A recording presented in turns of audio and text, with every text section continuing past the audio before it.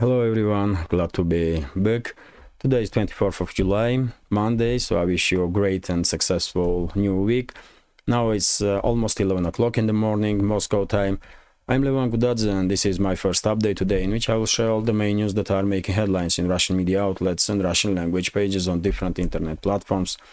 There are quite a few very significant developments and news that I like to share with you for this moment, and I will start with the breaking news, which is about yet another attempt of Zelensky's regime to strike deep inside Russian territory, and this time target for Ukrainian armed forces were Moscow, capital of Russian Federation, and we have statements from Russian officials that Zelensky's regime did launch two drones in direction of Russian capital. Unfortunately, both drones did manage to reach Moscow, but then they were suppressed by Russian radio-electronic warfare systems, and I guess because those drones lost orientation, they crashed and hit non-residential buildings in the Moscow. Officials are not reporting about any casualties among civilians on the ground, but some damage to buildings and surrounding areas where these drones crashed, of course, was done. Nothing in extremely significant scale, but yet again, this strike once again highlights risks that Zelensky's regime is posing for Russia, for Russian citizens, and unfortunately, highly likely that this type of actions from Kiev will continue as long as Zelensky's regime is receiving long-range weapons from so-called Western elites, including long-range missiles and drones. And by the way, next breaking news is also about drone strikes. And RIA Novosti is reporting RIA Novosti is reporting based on official statements of officials that Ukrainian forces launched about 17 drones in the direction of different areas of Crimean Peninsula, and according to Russian officials, 11 drones were suppressed by radio-electronic warfare systems, and the rest of the drones were shut down by air defense systems, which is once again demonstrates effectiveness of Russian air defense systems. But same time, we do have a report that military depot was hit in Crimea, in Jankoy district. I did share video footage of that aftermath of that strike on ammunition on military depot on my Telegram page, and well, question is rising: if all Ukrainian drones were neutralized, then what did hit that military depot? It was debris from a drone or maybe something else. But yet again, we don't really have an answer on that question, at least for this moment. As a result of hit on that military depot, for time being, railway communication was shut down, and also highway that passes through Jankoy. But a few minutes ago, Russian media did report that those railway and highway was reopened again. So I guess there is no danger for civilians in that area. And by the way, before I continue, let me share a quick summary of the situation on the front line. First of all, during the previous night, Russian militaries also conduct drone and missile strike on logistical and military infrastructure of Zelensky's regime, and this time Odessa region was once again main direction of Russian strikes, and we do have reports that Russian forces did manage to hit logistical infrastructure on Izmail area, in a port area, and this port is located, this is Danube River, right next to border with Romania. And well, after Moscow's decision to not prolong a grain deal, we did see quite significant activization of Russian side to basically destroy all the logistical infrastructure of Zelensky's regime on the Black Sea, and it's how many days now in the row that Russian forces are striking port infrastructure of Zelensky's regime on the Black Sea. And I guess this will continue to make sure that Zelensky's regime won't be able to conduct any provocation with some ships that will try to enter Ukrainian ports on the Black Sea or leave Ukrainian ports on the Black Sea. If there is no infrastructure in those ports left, then well, it's gonna be much more difficult for Zelensky's regime and let's say London, British Secret Services to conduct such provocation. And as you know, a few days ago we did had reports on various sources that London and Kiev are working on plans to conduct provocation with the merchant ships in the Black Sea. Now let's talk about other directions. So when it comes to Kherson sector of the front line, Kherson region, we did had reports that Russian forces once again did conduct significant missile and artillery and drone strikes on Ukrainian forces in Kherson region, not just on the units that are trying to establish bridgehead on the left bank of the river, but also on the right bank of the river. And we did had reports that depot was destroyed of Ukrainian forces where they were hiding speedboats, and during that strike Zelensky's regime lost also a significant number of manpower, but overall situation is still operational pause, I will say, on Kherson direction. It's mainly artillery duels between the sides and the recon operations. Situation is quite different in comparison to previous days on Zaporozhye and South Donetsk sectors of the front line, because in previous 24 to 48 hours Zelensky's regime yet again tried to conduct a frontal assault on Russian strongholds and defense lines. And well, if you are subscribed on my Telegram page, you probably did see dozens of video and photo confirmations of destroyed yet another bunch of destroyed Leopard 2 main battle tanks and Bradley armored personnel carriers and some other vehicles. Russian forces basically decimate Ukrainian units that were sent to conduct this frontal attacks on Russian positions, and it did happen all along this contact line on Zaporozhye and South Donetsk sectors of the front. In the direction of Rabotino was some activity, in the direction of Zhiribyanki and Pitikhatki also, in the direction of this bridgehead that Russia still holds between Ugledar and Gulyai-Pole, Vremevsky, so-called Vremevsky ledge. But yet again, seems like Zelensky's regime is unable to learn on its own mistakes, because during the previous 24 to 48 hours we did see basically exactly the same picture that we see during the first week of the so-called Ukrainian counteroffensive, during the first stage of that counteroffensive, when Russian forces were destroying dozens and dozens of Ukrainian armored groups one by one.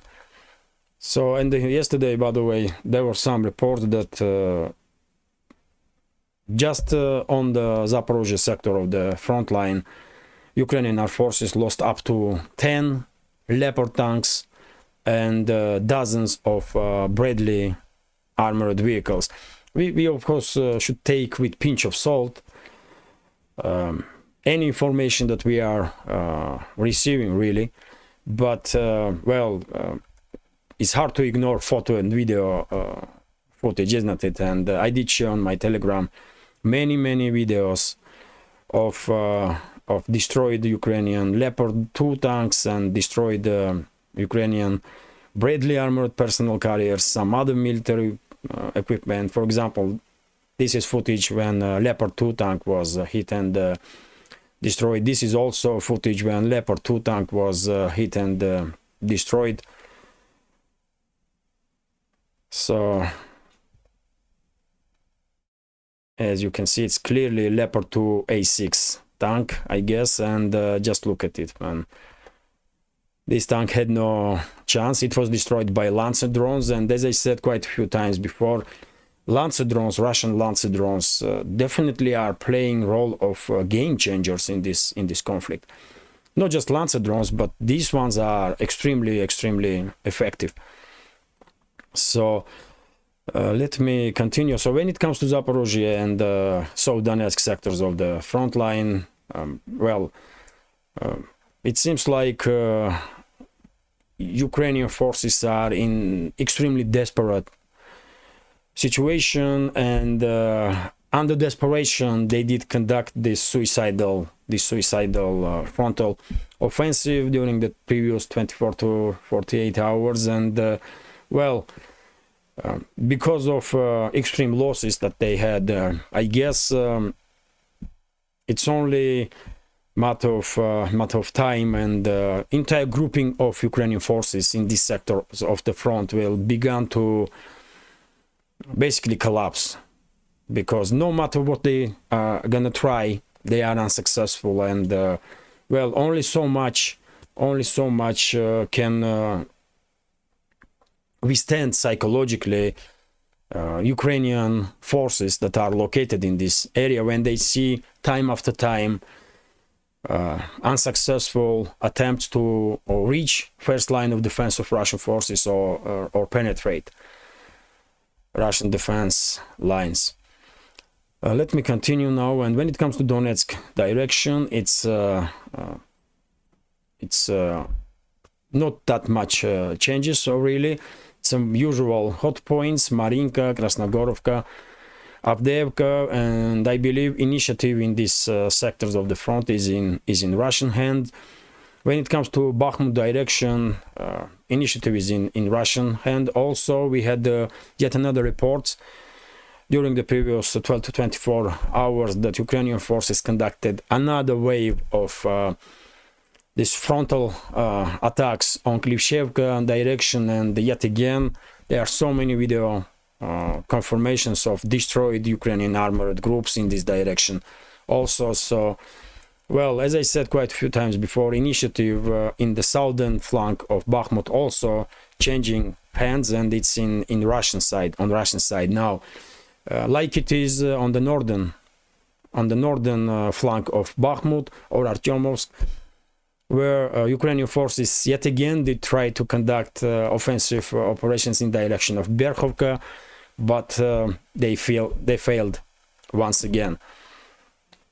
So I guess it's maybe, I don't know, day or two, maybe a week, when Ukrainian forces will still continue to improve their positions or try to conduct local scale offensives, and then they will definitely run out of steam. And because initiative is already in Russian hands, I guess whenever Russian forces in this sector of the front will receive green light from general staff, they will be able to conduct large-scale offensive operation in this sector and close to Konstantinovka and Chisov Yar. When it comes to northern sectors of the front, from Seversk to Kupiansk, initiative is in Russian hands in this area for a long time now, and we are on daily basis receiving more and more informations about successful Russian local scale offensive operations. In some sectors of the front, Russian forces are managing to move forward for several kilometers at the time. Yet again, we are talking about local scale offensive operations, but these successful operations, I mean, they are mounting, results of it are mounting, and we definitely can say that Russian forces are in good position now to well prepare ground for large scale offensive operation, which will, I believe, take place before end of this summer, not just in Liman and Kupiansk direction, let's say, but also in direction of Kharkov, entire Kharkov region. And this is quick summary for a situation on the front line. I remind you that there are many great channels that are devoting much more time to discuss in details this local scale operations on the front line, like military summary, like DPA war. Of course, Alexander Merkuris gives us on daily basis great reporting about situation on the fronts, and I highly recommend those channels. You will see links under this video in the description box, where a recommendation list is of the channels that I watch on daily basis, really regularly. Now let me continue with some other news, and RIA Novosti is reporting that more than 40 soldiers of Ukrainian armed forces did surrender as a result of unsuccessful attempts of Ukrainian forces to conduct offensives in two directions, on Svatova, Kreminaya directions. And well, as I said yesterday, for example, and many times before, Ukrainian army, I get feeling or you know, in my reading of big picture, Ukrainian forces definitely are on the verge of breakdown. And well, we are receiving on daily basis now more and more informations when Ukrainian units are refusing to obey orders of Kiev, and Ukrainian units that are making decision to surrender. And now we have information that 40 soldiers did made the right decision to save their lives and surrender in Svatova, and in Svatova Krasnoy Liman direction. And well, this information, I guess, one more indicator that we are very close to today when it will become clear to everybody that Ukrainian forces are definitely beginning to collapse. Let me continue now, and TASS news agency is reporting about statements that was made by Vladimir Saldo, head of Kherson region, and according to him, Ukrainian forces on Kherson direction are in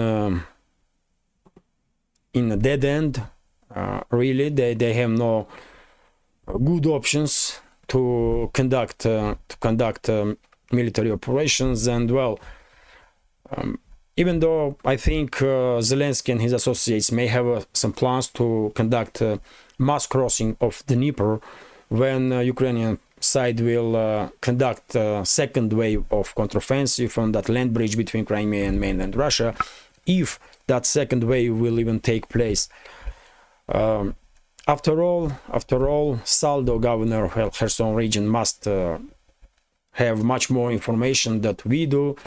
And well, if he's stating that Ukrainian forces are enter at the dead end when they have no good options for further actions, then I guess that's the case. And well, lately we do have more and more reasons to believe that Zelensky and his associates, Ukrainian forces, won't be able to conduct a large-scale second wave of counteroffensive. And if that's the case, then probably we would not see attempt of mass crossing of the Dnieper also. But yet again, only time will tell. According to governor of Kherson region, initiative is in Russian hands, and the Ukrainian forces are basically trapped in that dead end. Let me continue now, and the RIA Novosti is reporting that Chinese Foreign Ministry did condemn strike on Russian journalists that did take place a few days ago in Zaporozhye region. And by the way, of course, you are informed that during that strike on group of Russian journalists, military correspondent of RIA Novosti news agency was killed. Several journalists were wounded, and Well, Russian side, of course, did made statement about it, and Russian foreign ministry said that it's a pure war crime what Ukrainian forces did, because they knew that they were targeting journalists, but they commit that crime anyway, which is well, not surprising, isn't it? Since 2014, Ukrainian armed forces were conducting so many war crimes that I don't think anybody gonna be surprised when they are hearing about yet another crime that was committed by Ukrainian armed forces. And now it's the Chinese foreign ministry that reacting and condemning actions of Ukrainian armed forces, and are asking both sides, all sides of the conflict, to make sure that civilians and journalists, including journalists, are safe. Let me continue. And RIA Novosti is reporting. This is also quite interesting news. Let me check how long is this video. 21 minutes. So I will go through headlines at least, because there's so many news. So RIA Novosti is reporting based on statements of Russian FSB that on the board of one of the transport ships that were moving in direction of Rostov city, Russian specialists did find a trace of explosive materials, particularly dinitrotoluol and tetril. That's explosive materials, that trace of which was found on the board of that ship. And by the way, we have information that this ship was participating in the grain deal, and this ship was at some point in the May was docked in the Ukrainian ports, and then it was docked in one of the Turkish ports, where entire crew, which was entirely Ukrainian, entire crew was changed, and even name of the ship was changed. So I guess we have on our hands factual evidence that ships that were participating in that grain deal were not just exporting Ukrainian grain, but also delivering to Zelensky's regime weapons and explosive materials. And that's one more. And by the way, Russian Defense Ministry, of course, did made many times statements in the Russian Foreign Ministry that Ukraine is using grain deal for military purposes. And now we have basically factual confirmation of this news, which we all knew anyway, really. But it's always good when you have factual evidence on your hands.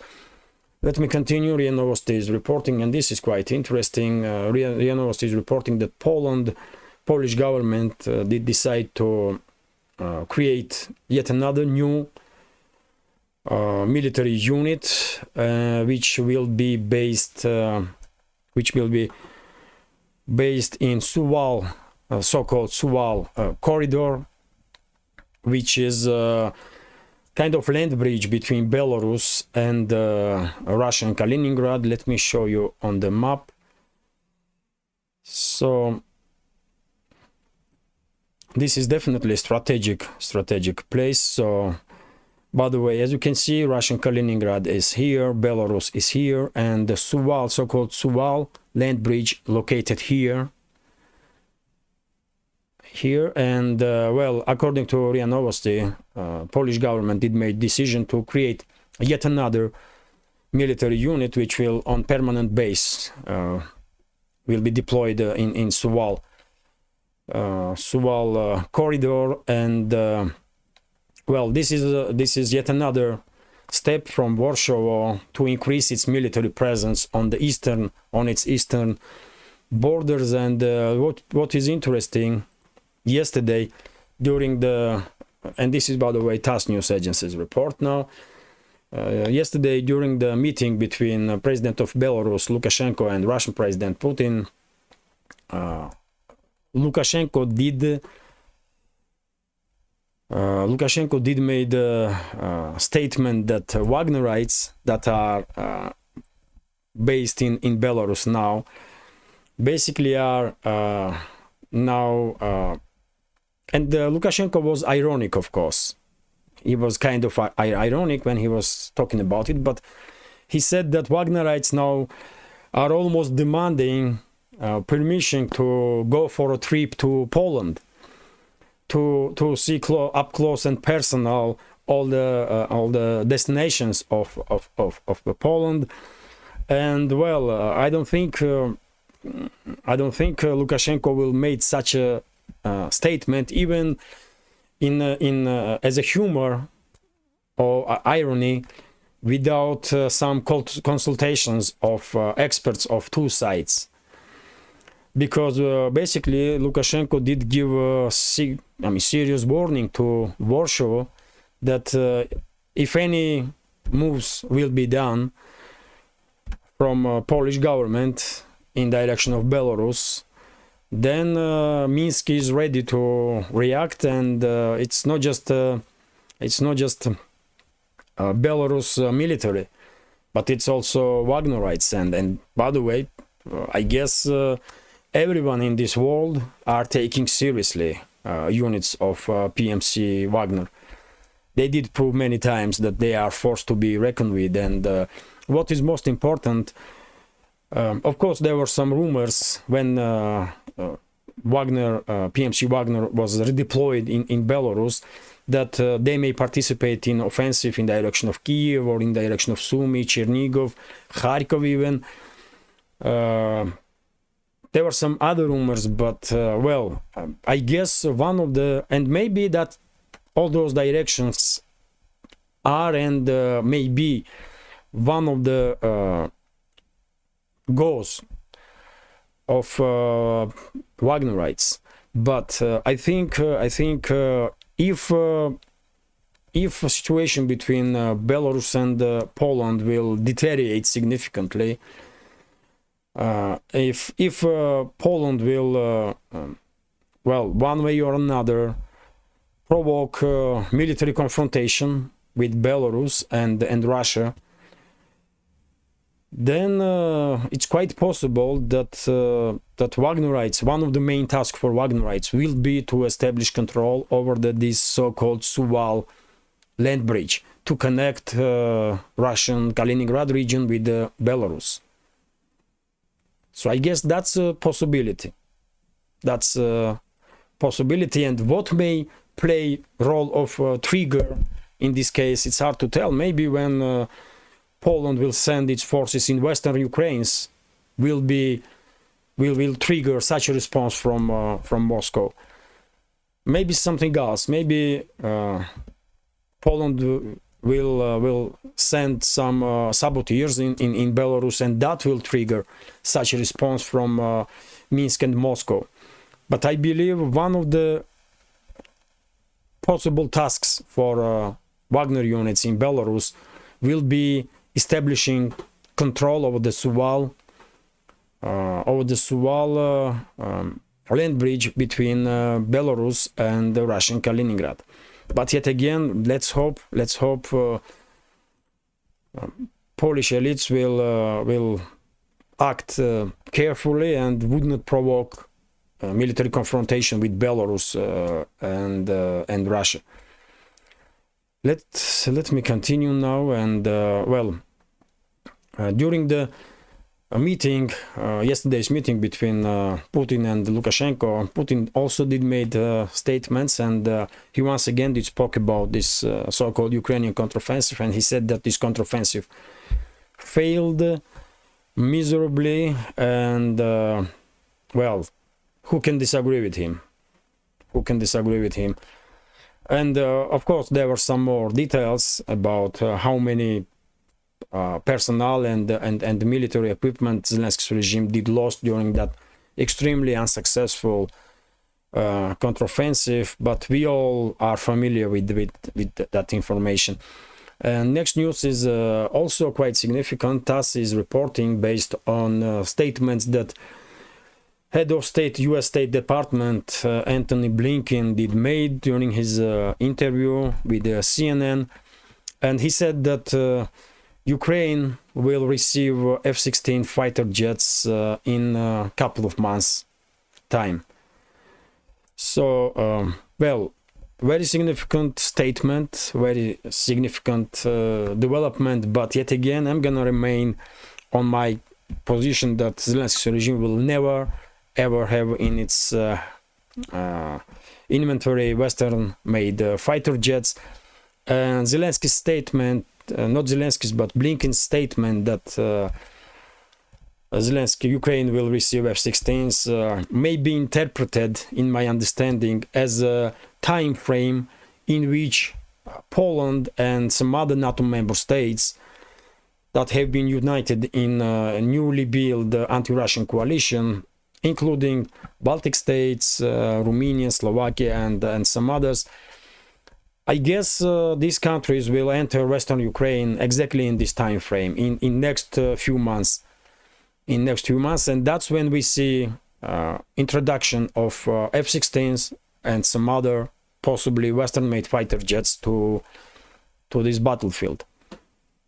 And yet again, only question is, will Poland with its allies stay on the western regions only and try to establish a no-fly zone on the western regions of Ukraine, or will they try to, which is here by the way, or will they try to enter central and southern regions of Ukraine also and establish no-fly zone there? Because if they will stay in the western regions, then I believe it will be possible to avoid direct clashes between those NATO member states and Russia. But if they will move further east in central regions of Ukraine, including Kiev, and in the southern regions, including Odessa region, then I guess it will be almost impossible to avoid direct confrontation between Russian forces and military personnel of this anti-Russian coalition.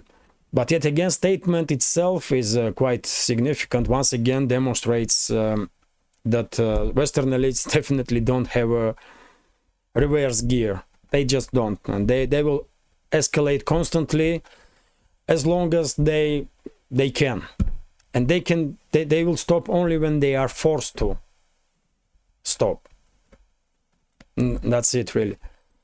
Let me continue. And by the way, President of Russian Federation did publish article in major media outlets in African continent, and this was done in preparation, in terms of preparation upcoming summit Africa-Russia, which will take place in 27-28 July, I believe, in St. Petersburg. Yes.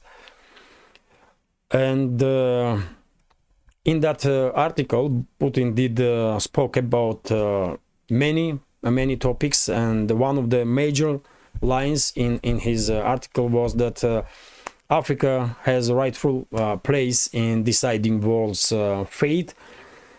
And well, who can disagree with Putin? He is absolutely right. And in recent years, I'm glad to report that in recent years, relationships between Russia and many states in Africa have been significantly improved and are in good direction. They are moving in very same direction. These relationships are improving constantly, and this summit itself, that will take place in just a few days time, once again confirms this. And well, I'm absolutely sure that many countries in Africa will in coming years and decades will definitely start playing a very significant role in deciding not just regional issues but world issues under leadership of South Africa, because in African continent, of course, South Africa is a leading state. And South Africa is a part of BRICS, which is once again highlights importance of not just multipolar world, but importance of African states for entire world. So let me continue now, and well, I just mentioned BRICS, and that this news is also partially about BRICS. Well, despite attempts from Macron to receive invitation on BRICS summit that will take place in South Africa, he did not receive invitation. As you know, Russia was openly against Macron's presence on a big summit, and I guess many other states also. I mean, probably all of them, because who wants to hear what Macron has to say? I mean, really. Let's be honest. I mean, he's just puppet clown of real rulers of the Western elites. I mean, I hope French society will take him down as soon as possible with all the legal means, because this person is disgrace of France, in my opinion. Let me continue, and this is also interesting.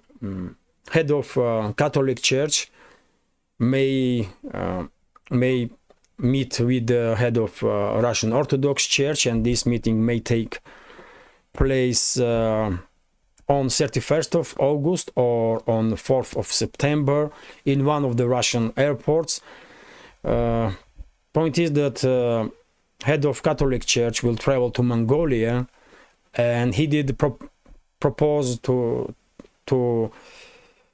Russian side to have a meeting on one of the airports where his plane will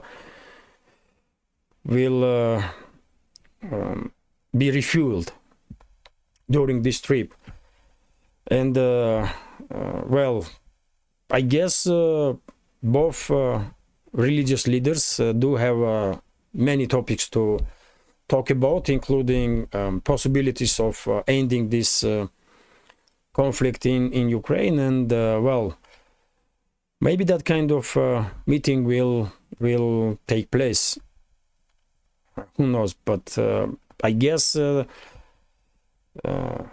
is important, because we are talking about heads of Catholic Church and Russian Orthodox Church. And by the way, just a few more news. TASS News Agency. This is not today's news, but I didn't mention about it 2 days ago. And well, Russian Central Bank, as it was expected, did rise interest rate on 21st of July.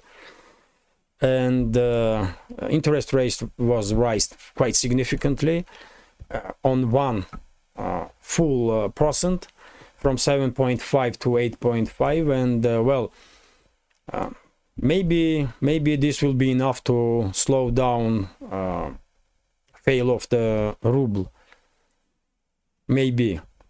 But if not, then I guess before end of this year, central bank will be forced to rise interest rates even higher.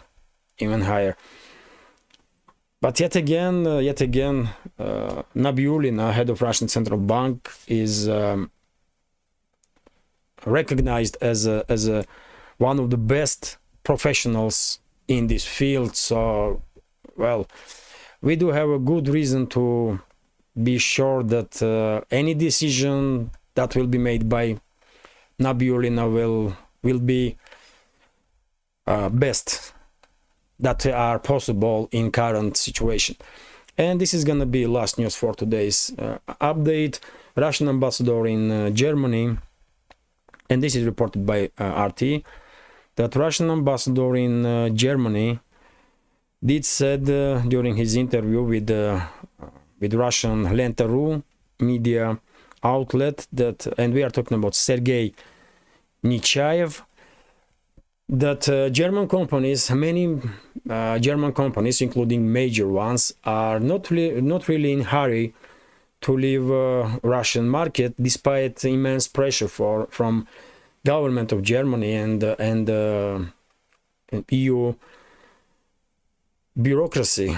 And well, this is somewhat correct assumption of situation, because many German companies actually did leave Russian market. They were forced to do so, but when it comes to small companies, when it comes to medium companies, they have they still trying to remain on Russian markets as long as they possibly can, because well, if major companies, like let's say if Mercedes car manufacturer can survive by losing Russian market, then medium and small companies, for them Russian market is one of the major ones, and they're gonna find it difficult to even survive if they will lose Russian customers. And well, that's why partially this I will agree absolutely with Russian ambassador that many German companies are trying to remain one way or another on Russian markets when other companies are unable to withstand pressure and already have left. And this is it for now. Hopefully you will find this update interesting and informative. 41 minutes, still too long, but anyway, I hope you will find this update interesting, and if so, please hit that like button, leave some commentary about any topic you like.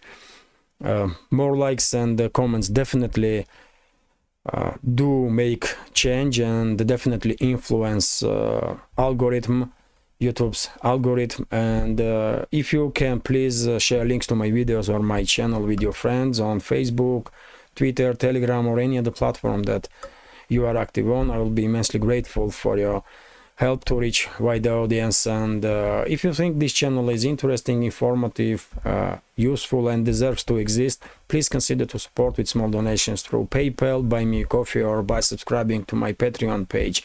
You will see links under this video in the description box or in the pinned comment. This is it for now. I wish you a great day. I wish you a successful new week. Take care and see you soon.